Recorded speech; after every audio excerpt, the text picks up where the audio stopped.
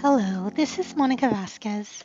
Today, I'll be providing you with some insights from a change leader interview I recently completed with Beth Phalen. Beth is president of the Data Protection Division at Dell, which is the organization I support from a finance perspective. If you're not familiar with Dell's recent history, Dell is an organization that has been through a tremendous amount of change in the past few years. In fact, just 2 weeks after I joined EMC, Dell and EMC announced the largest tech merger in history. That initiated the wheels of change, and they have not stopped since. As it pertains to Beth's philosophy of leadership, Beth is a glass is half full person for sure. I believe she fits in with the Theory Y model as she chooses to coach and encourage her team. She asks for questions and allows others to ask questions to aid in understanding, and she teaches through visual cues. Beth is a leader with a strong moral compass. She has high standards and is not afraid to push back when needed. And she noted to me that it is important to be strong and bold. So how does this relate to change? Beth's philosophy of leadership helps to drive the changes needed in the organization. Her Theory Y style is open and communicative, and she believes that these values and her good intentions will break through the noise. When I asked Beth if there are any resources she felt were really effective for change, she mentioned this book, Switch: How to Change Things When Change is Hard by Chip and Dan Heath. Amazingly enough, we just watched a video of Dan Heath this week in class. This book teaches change leaders that there may be more to the naked eye. Let me take you through some quotes I thought were interesting from the book. Turnaround leaders must convince people that the organization is truly on its deathbed, or at the very least, that radical changes are required if the organization is to survive. I do believe that this was the case for EMC at the point that the merger occurred. And although Beth wasn't the person making that particular decision, she needed to convince her team of close to 1,800 employees at the time that this change was necessary and guide them through it. Next, one of the analogies given in the book is motivating the elephant. And this is addressing that there is often an elephant in the room.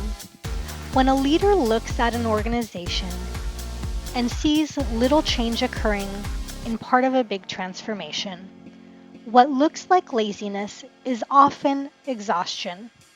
It is critical to engage people's emotional side, get their elephants on the path, and cooperative. Later in the presentation, we can discuss the link that I believe we can relate back to the Cotter and Cohen text, which is called See, Feel, Change. With many years of leadership experience, Beth has seen many changes unfold.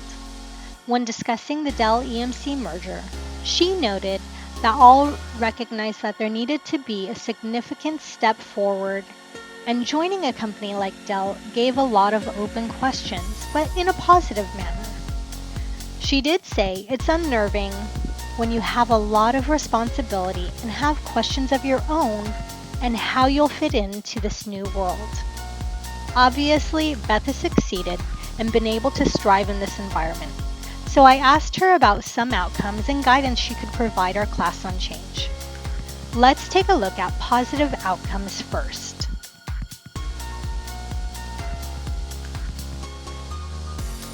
The key takeaways that Beth has for achieving positive outcomes on change are to first, just go for it. Find people that are ready to jump in and make the change needed. Second, build momentum and track progress. Third, communication.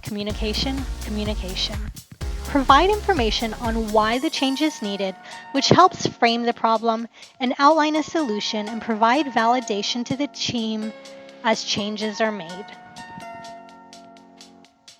In terms of exemplary practices, Beth believes that measurement is key and that providing metrics and measuring progress is important. When you can support your change and show progress with data, It helps people visualize what is left to go. Now let's take a look at lessons learned and how to avoid negative outcomes. I also asked Beth about a time in which there was a negative outcome on a change management project. She discussed a project that was overly ambitious, the team was not on board, there was a lack of clarity, due diligence, and the level of team competence was not at the level it needed to be to achieve success. She noted here that although a leader may have a vision, it's nothing without execution, and that you may need your team to drive execution aspects of the change management initiative while you ensure that the path to the vision remains a guiding force. When I discussed the common response to change, Beth confirmed that the majority of people respond to change negatively as they interpret it as a threat. Depending on the person, they may take a fight, flight, or freeze response, but there are a few that actually embrace the change. This leads into a question. I've heard several times in my career that change is like the grieving process. Why do we associate change to death? Well, losing someone is one of the largest changes that a person can go through. In the late 60s, Kubler-Ross discussed the grief cycle with 5 famous steps of grief. Through the years, these have been expanded. However, the major phases are denial, anger, bargaining, depression, and acceptance. I asked Beth about this, and she said she does understand this analogy.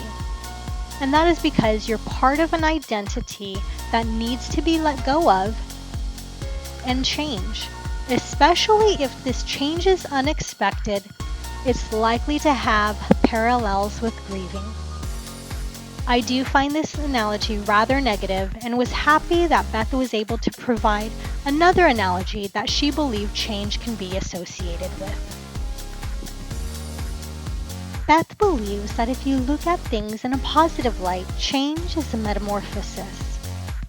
It requires energy, as well as internal focus to protect yourself or the organization.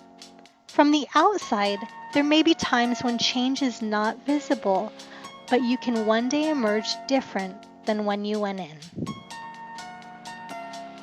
It's important to tie back what we've learned from Beth to some of the items learned in class. The 3 key concepts I'll be tying back to are the see, feel, change concept in Cotter and Cohen's The Heart of Change, change readiness, and how Beth could have potentially avoided or reduced the impact of negative outcomes, and discuss adaptive change and how that relates to Dell. Earlier I mentioned that the Switch book and their idea of motivating the elephant ties back to Cotter and Cohen. Motivating the elephant employs driving an emotional response to get things moving. Cotter and Cohen discuss this as in their see, feel, change model, they use the way the brain works to initiate change. The idea is if we first help people to visualize and show them a concrete method, this can help people engage emotionally to feel that a change is needed. Different feelings can lead us to change and transform our behavior eventually, which is the desired outcome. One idea to combat the threat of initiating a change project that is destined for failure is to use the change readiness assessment methodology. This leads individuals through a series of questions and assesses readiness of change on 7 traits. Those traits are resourcefulness, adaptability, optimism, confidence, adventurousness, tolerance for ambiguity, and passion and drive. Beth discussed that in one of her unsuccessful projects, the team was not ready for change, and the change team did not have the right competence level to drive the change. Although requiring a team to sit down and take a change readiness assessment may not be time efficient, perhaps a shortcut could be taken and some questions could be asked to determine whether the team is ready for change, and which of the 7 change readiness traits scored highest and lowest. A change leader could take that information and focus on their high strengths and potentially try to address the lower traits as well.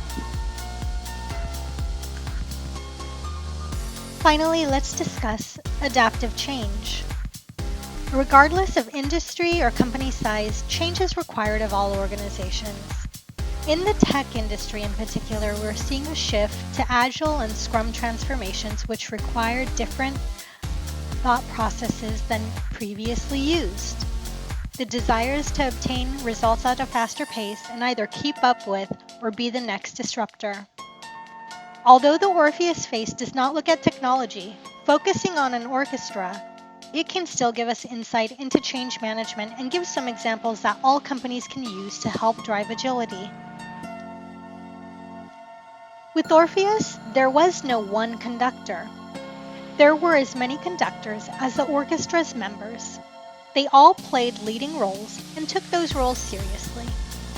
Empowerment was key to developing and perfecting the product of beautifully interpreted pieces for their performances. If Beth continues to use her theory-why perspective and empowers her team to lead, be agile, and use their key individual strengths, I believe she'll continue to succeed. Thank you for spending the time to watch this presentation on my change leader, Beth Phalen from Dell. I hope that this presentation has provided insight into how real leaders make their way through massive transformations every day. Beth, thank you so much for spending time to discuss change management with me. I definitely learned a lot. My favorite part of our interview was learning about your association of change to a metamorphosis. I'll continue to use this lens when thinking of change going forward.